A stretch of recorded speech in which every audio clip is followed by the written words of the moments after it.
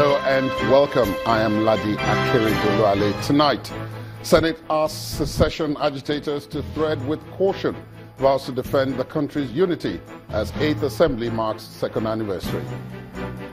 Major ethnic groups in Benue State threaten legal action against leaders of Fulani Herdsmen Umbrella Group. Court of Appeal upholds election of Godwin Obaseki as Governor of Edo State. And UK Prime Minister Theresa May is to form a new government, despite failing to secure a majority in parliamentary elections. And on business news tonight, federal government gives breakdown of the first tranche of Paris Club refunds paid to state governments. And on sports news tonight, Zlatan Ibrahimovic ends one-year spell at Manchester United on June the 30th after Europa League champions declined to renew his contract. And from Abuja, Army court-martial sentences Lance Corporal to death for the murder of a Boko Haram suspect.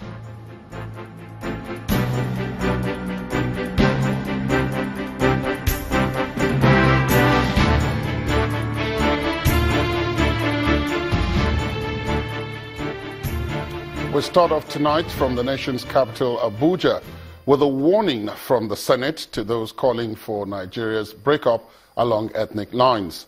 Now, the senators are holding firm to their resolution to defend the country's unity through legislation, and they say the advocates of secession will meet their Waterloo soon.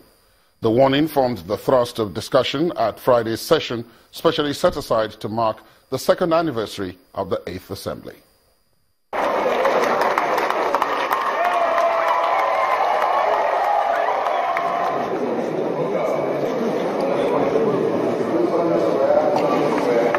It's 2 years since the 8th National Assembly was inaugurated. And in what appears to be a time for stock-taking, lawmakers at the upper chamber took turns to appraise their performance in the last 2 years. And the impact it has made in a short period of time. These include the passage of 96 bills and regular oversight of government agencies to ensure that Nigerians enjoy the dividends of democracy. For us in the 8th Senate, it's not just about the number of bills passed, but more importantly, the impact of these bills. This is why we've paid more attention to laws that will give our people opportunity to prosper and create jobs. Some of the lawmakers recall the rocky start of the 8th Senate, but they say in all of these, they remain undeterred. To recall that we are arraigned for forgery of our own rules, even when nobody said we did so in the proof of evidence that was submitted before the court. You stood behind us at all material time.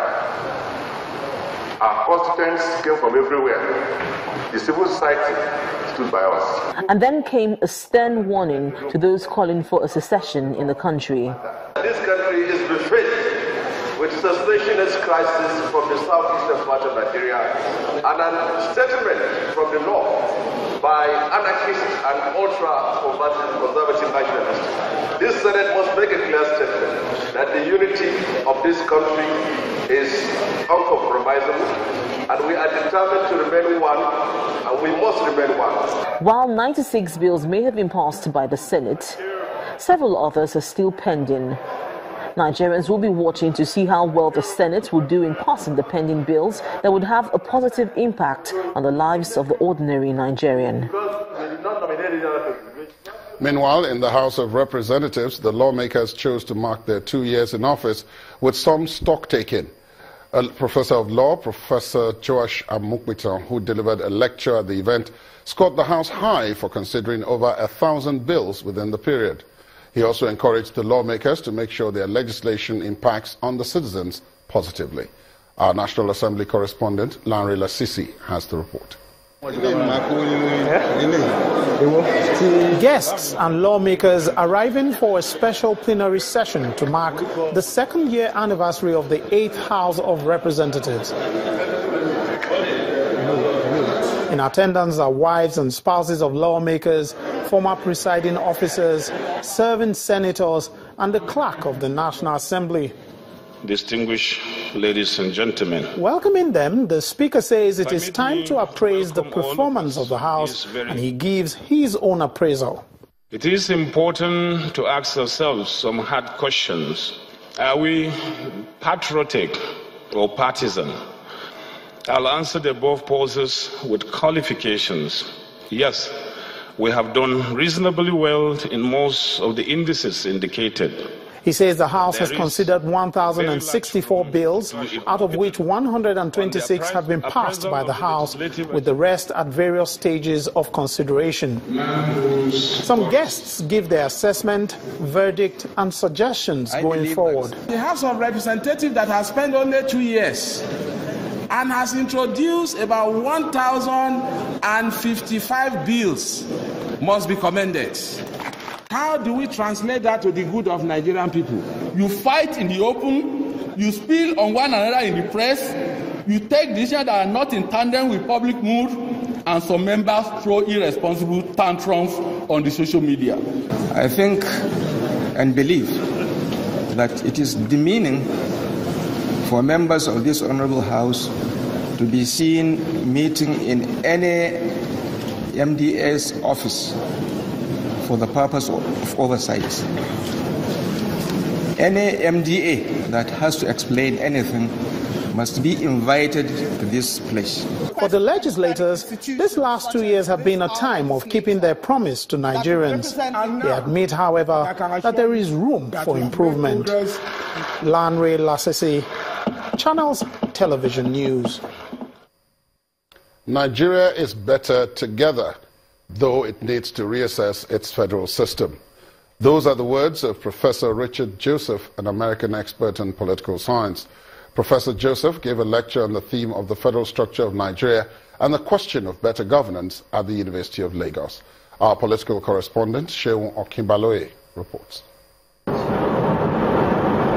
From the southeast region of the country, agitations arrive. The Niger Delta has its own grievances, and same for other regions of the country. The question of restructuring Nigeria has been on the lips of many people. The question on the Nigerian federal system rings loud in this auditorium at the University of Lagos. The speaker is a professor of political science at the Northwestern University in Evanston, Illinois. Professor Richard Joseph, not a stranger to Nigeria's political history and development. For him, the nation needs to rise up quickly to answer a critical question on fixing its federal system. The very architecture of the federation, there were some flaws in that architecture. There are many different federations in the world. There are different variants of federalism. All right? And what is, I don't use the word true federalism because I would not know what a true is when you've got variation. It's what is the federal form that's most suited for Nigeria. No doubt the issue of equity and balance is generating so much tension in the nation. The American professor believes Nigeria is better off together and a work everyone needs to take seriously. This country represents too much with all the troubles that we're having in terms of democracies in the world today, this rollback of democracy. And you all know the problems we're having in my own country. Right? It is what Nigeria's potential as a constitutional, democratic federal republic that is just too important for us to allow it to be torn apart. No doubt Nigeria has come a long way, but it seems to still be rediscovering itself on the real ways to make the union work effectively. With the current political and social tensions, the best time to fix these structural lapses, I guess, is now. Seun Okinbaloye, reporting for Channels Television News.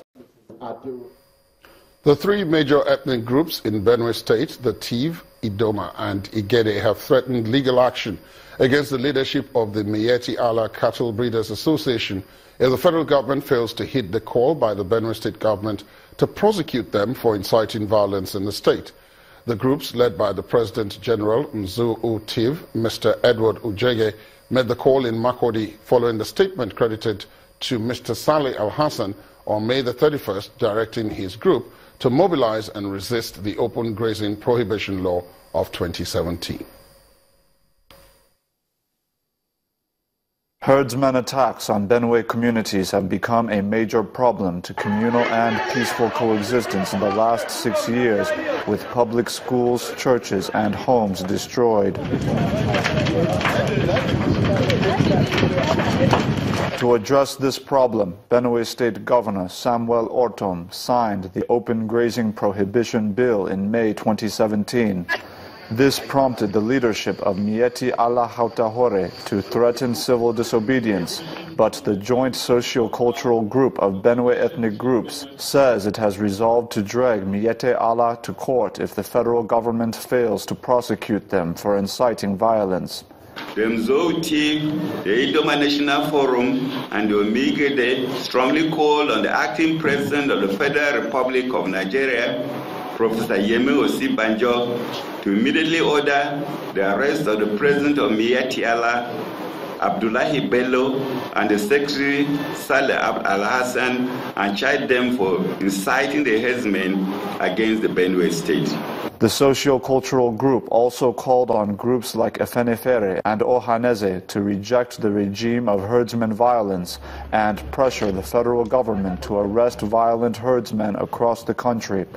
They tried to penetrate during the 1804 jihad, but I can say proudly here that Benue State is probably the only state in the whole of northern Nigeria that defeated the jihad, did not allow them to penetrate our land. This is why we do not have emirs in Benue State. Recounting the effects of herdsmen attacks on education and socio-economic activities, youths lament the huge humanitarian crisis caused by violent herdsmen. I will tell you that a number of students in BSU Bokolo, in Uniagric, cannot return back to school because their parents, who are majorly farmers, cannot return back to their farm. They don't even have village.